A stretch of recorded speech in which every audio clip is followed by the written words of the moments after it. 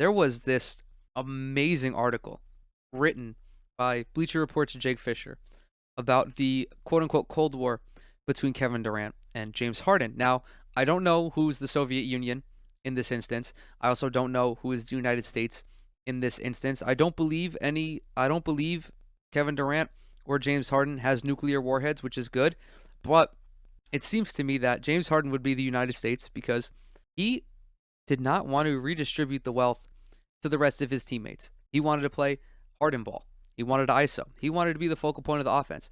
Kevin Durant's like, listen, bro, I'm like 100 in athlete years. I'm coming off an Achilles injury. I'll redistribute to whoever the fuck is going to make shots around me. Joe Harris, Kyrie Irving, Patty Mills. But there was a lot in this article. And I really don't want to read the whole thing because I will literally be here for another 3 hours. So I'm just going to skim this. He's talking about, the conversation or the whole incident with the All-Star Game draft, yada yada. Based on conversations with Brooklyn figures and those close to Durant, it's clear that the Harden blockbuster trade for Ben Simmons wouldn't have occurred without Durant's blessing. As more and more Nets personnel faced the reality approaching the trade deadline that Harden wanted out, Durant's approval mattered more than anyone else's. This is par for the course when you have a super duper star like Kevin Durant, someone who has been involved in every major decision the franchise has made, which Jake Fisher points out. Hiring Steve Nash, drafting Cam Thomas, which I didn't know about, even trading for James Harden, allowing the Nets organization to part with a lot of pieces to bring in James Harden. Kevin was like, fuck it, James isn't bringing shit.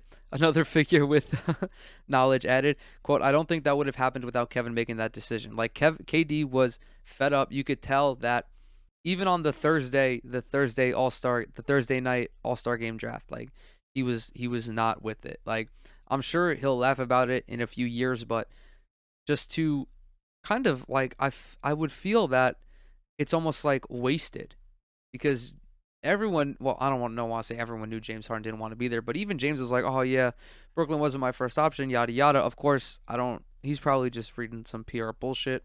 For weeks, he had grown wary of Harden's purported commitment to the franchise. When Harden first took to the bench with right hamstring tightness, Durant was among the Brooklyn figures who were skeptical of the injury's severity. Quote, Kevin's the one that pulled the trigger on this. Kevin's the one that said, do this deal. There was growing concern that this entire season would be lost, and they'd lose James for nothing. James Harden, this is also not in the article, but Harden also downplayed Kyrie's decision not to get vaccinated as one of the reasons why he didn't or why he wanted to leave.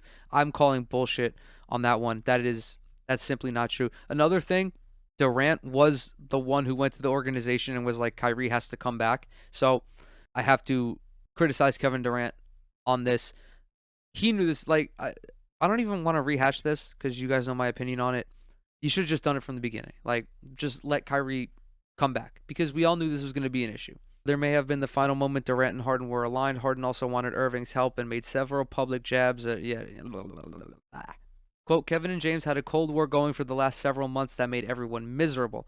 Come December, word started to percolate around the NBA about a mounting disconnect between Harden and Durant, which was buoyed by Irving's absence. Meanwhile, Joel Embiid was returning to the player that he once was. The previous offseason, this is a couple paragraphs, before the previous offseason, Los Angeles pickup runs with Durant and Irving planted the idea in Harden's mind to flee the Houston Rockets. This summer, Harden and Durant never entered the same gym, and Durant was disappointed by the poor conditioning Harden sported during those early Nets practices. Harden was also increasingly candid about wanting to test free agency for the first time. It wasn't a concern at first, but Harden joined Brooklyn to be part of a big three. With Irving inactive and a greater workload heaped onto Harden and Durant, a strain formed between the Nets' two active alphas. Again, this does go back to Kyrie Irving, although James Harden is not completely absolved in this case. Sixers figures spoke of how Embiid fully embraced becoming Philly's lifeblood with Simmons out of the picture. Other league observers posited Embiid was auditioning for his next co-star. Harden saw another talent hungering for his first.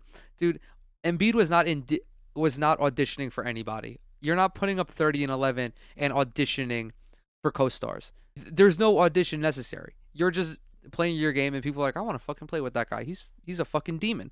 Kyrie was not being held accountable, and Kyrie being allowed to do whatever he wanted. James, being his age, knows he doesn't have time to waste. This is also true. I have questioned Kyrie's commitment to winning a championship. Just not because of what he does when he's on the court, because when he is on the court, he's Kyrie Irving, you know? But it's the things that he's not doing, that he's doing off the court, that question my commitment. As winter arrived, Nets personnel started telling rival team contacts about the troubling dynamic between Durant and Harden, venting during social gatherings and pregame activities. Harden's poor conditioning didn't help his slow adjustment to the NBA's new rule changes. Durant and Nash wanted a free-flowing offense, which Mike D'Antoni had helped install last season, but Harden preferred his patented iso ball. Brooklyn coaches noticed Harden would roll his eyes when an after timeout play was designed for Durant, sources said. That's absolutely preposterous. You are James Harden. You have no reason to be rolling your eyes when they draw up a play for Kevin Durant, who statistically is better than you, right? No dumbass is going to draw up a play where you need to get a bucket and not give the ball to Kevin Durant. That's fucking silly. It's fucking silly. Many of today's superstars are passive aggressive, one NBA coach told BR. I don't think that's true. Well, I think that's true, yes, but I also think that like stars have always been like that. Like they've always been. You're either a passive aggressive NBA star or you're just a fucking dickhead, right? Like Michael Jordan. Michael Jordan's a fucking dickhead. LeBron is passive aggressive. You're the same person. You're the same like personality type. You just have different ways of expressing it, and it's hard not to be like that when, dude. NBA players, I don't know how often they say that they don't have egos.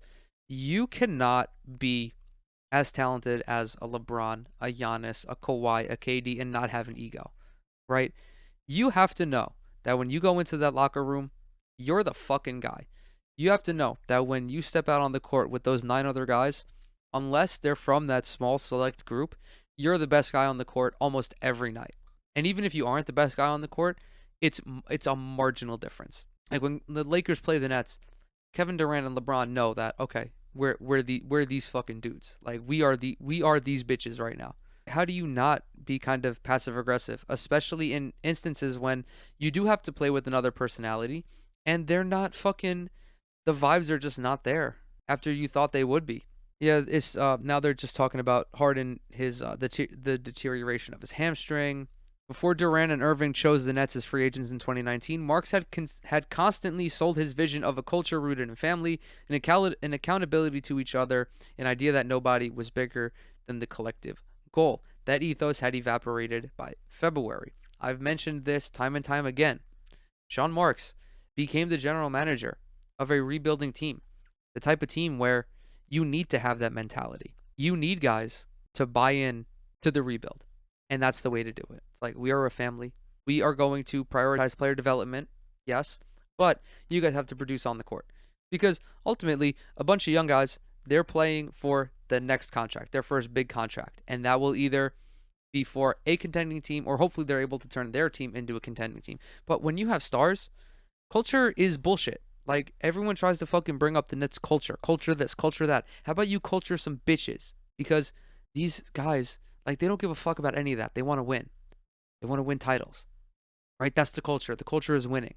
There's a cultural shift to prioritize bringing home championships, right? The culture conversation is so fucking stupid when you have Kevin Durant and Kyrie Irving and James Harden all wearing the same damn uniform. Gone are the days of Jared Allen, D'Angelo Russell, and Karis LeVert. Spencer Dinwiddie's gone. The only OG Brooklyn net left is Joe Harris. And I'm sure if you talk to him, he's like, yeah, the culture is different, but like, we're playing for a championship now. We don't have time to worry about all this ancillary bullshit. We don't have time to worry about the league-wide perception of us and what our culture is like, because while we're developing young talent, we're also simultaneously trying to attract bigger free agents and marquee free agents so that way we can build a contender. Like, it's a different conversation now. And people just like don't want to acknowledge this. I understand it's the internet and people want to, shit post and, do stuff like that. But like, I understand that because, I exclusively shit post on the internet. Like Twitter and TikTok, they're not the places to have intellectual discussions about the political power struggle between stars within an NBA organization. You're there to post memes. You're there to post fucking memes like this. This is what we're here to do. Post fucking memes about JFK still being alive if Russell Westbrook was the shooter. Harden didn't arrive at the Jazz game until halftime. When it concluded and Brooklyn continued with its planned itinerary, Harden flew to Vegas. That sure sounds like James, doesn't it? Apparently, like, this is something that I didn't know about James, but, like, he was kind of just, like, wherever the fuck he wanted to be when he was with the Rockets. Granted, of course, you have that freedom when you're a superstar. I mean, fuck, if Dennis Rodman can do it, like, you're gonna let James Harden do it. It's not a good look, man. It's not a good look when your team is losing. That's the difference. When you're winning, you can do shit like that, and no one's gonna question it because you're winning. Who fucking cares? But when you're losing 7, 8, 9, 10 games in a row, maybe don't fly to Houston to see some cheeks clap, man. That's just me, but whatever. People in Brooklyn still wanted to trust Harden. They needed him healthy for their inevitable run at a championship that everyone had pledged to make together. By all accounts, Durant maintained that faith as long as he could. Quote, Kevin always had a hope that this situation could get better. A lot of Nets fans as well. We were kind of blinded by the situation because you're going to look at it through rose-colored glasses regardless. We wanted the situation to rectify because I'm happy with the trade. I'm happy with how the trade turned out. But, like, James Harden is still a guy who gives you 22 and 10. He's still giving you 22 points and 10 assists on the season, right? You're not getting that elsewhere. And on paper, yeah, this Nets team fully healthy is a title contender. Like, it's not a shock that they opened up as title favorites over Milwaukee, who was coming off of winning the title. But as the trade deadline got closer, it was kind of like, yeah, this has to happen. This has to happen. I don't want to say we were being gaslit because I hate that word, but yeah, it felt like Harden was gaslighting everybody. Quote, Kevin knew the trade was going to go down. Yeah, it's just an absolute mess. Morey knows the fickleness of NBA alphas as well as any executive. Each of his pairings for Harden and Houston fell short of championship goals, but Morey stood defiant that the Sixers would trade Simmons for a star of Harden's caliber. Morey saw so many all-star tandems combust with his Rockets that he may even have been overconfident that another marquee player would soon seek a new destination, either before the trade deadline or during the offseason. Harden, Dame, Bradley Beal were always at the top of his list. And then they start talking about tampering, which is absolutely hysterical because the NBA is not going to fucking do anything about this. The NBA loves tampering. Tampering equals drama. And the NBA is a reality TV show. They're a basketball league first, right? But they're only a basketball league for 2.5 hours a night. The other 21 and a half, 22 and a half, no, 21 and a half, they're a reality TV show. They love the drama. They love the drama as long as it's, not someone fucking going to jail, right? Because that's not drama. That's just sad.